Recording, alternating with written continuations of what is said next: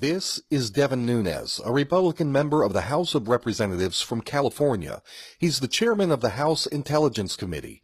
The job of the Intelligence Committee is to oversee the activities of our nation's intelligence services. The committee has been investigating President Trump's claim that Barack Obama's administration was spying on Trump's presidential transition team while Trump's base of operations was at the Trump Tower in New York City. We've heard liberals laughing at Trump ever since he made the claim of wiretapping because Trump hasn't put forward any proof as of yet. However, if Chairman Nunes is correct in what I just heard him say, the liberals are going to have egg on their faces. According to Nunes, smoking gun evidence is about to be presented to the House Intelligence Committee that shows that the Obama administration did in fact spy on Donald Trump and his team. Nunes said that he has personally seen intelligence reports that leave absolutely no doubt about the operation.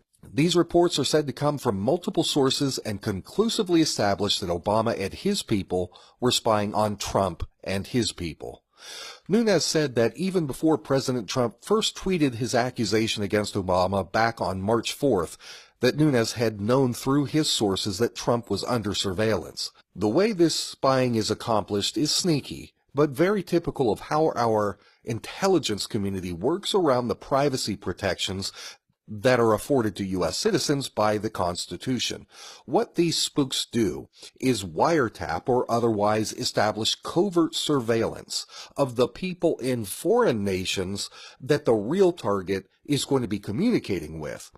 I pointed this out in a video back before National Security Advisor Mike Flynn resigned.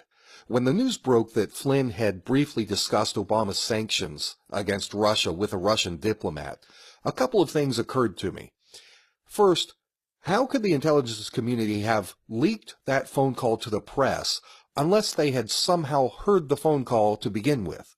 Second, if they heard the phone call, they wouldn't dare mention it to the press, they wouldn't leak it, if they had been directly monitoring Mike Flynn himself, because that would be illegal surveillance of an American citizen without a warrant. So logically, because the spooks were willing to risk this leak, it had to mean that they learned of the call some other way. And what made the most sense to me at the time is that what had to have happened was that the intelligence spooks were legally monitoring the phone calls of the Russian diplomat who was talking to Flynn. So technically they may be able to get away with spying on a Russian diplomat. It's still illegal for them to leak the information from the call to the press, but at least they weren't guilty of spying on Flynn directly without a warrant.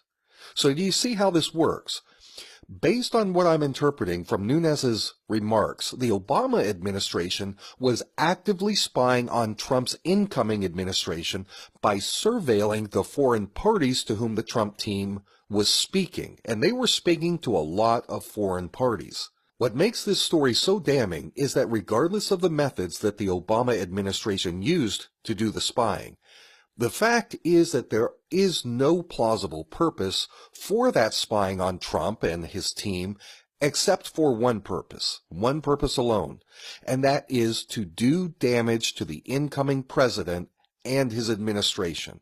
And that's huge. That is treason. The documents mentioned by Nunes are supposed to be given to the full House Intelligence Committee on Friday, so I wouldn't expect this to really filter into the news cycle in the mainstream media until early next week. So I'm giving you guys a heads up of what's coming up this next week, so keep your eyes open for it. For the End Times News Report, I'm Jake Morphonios.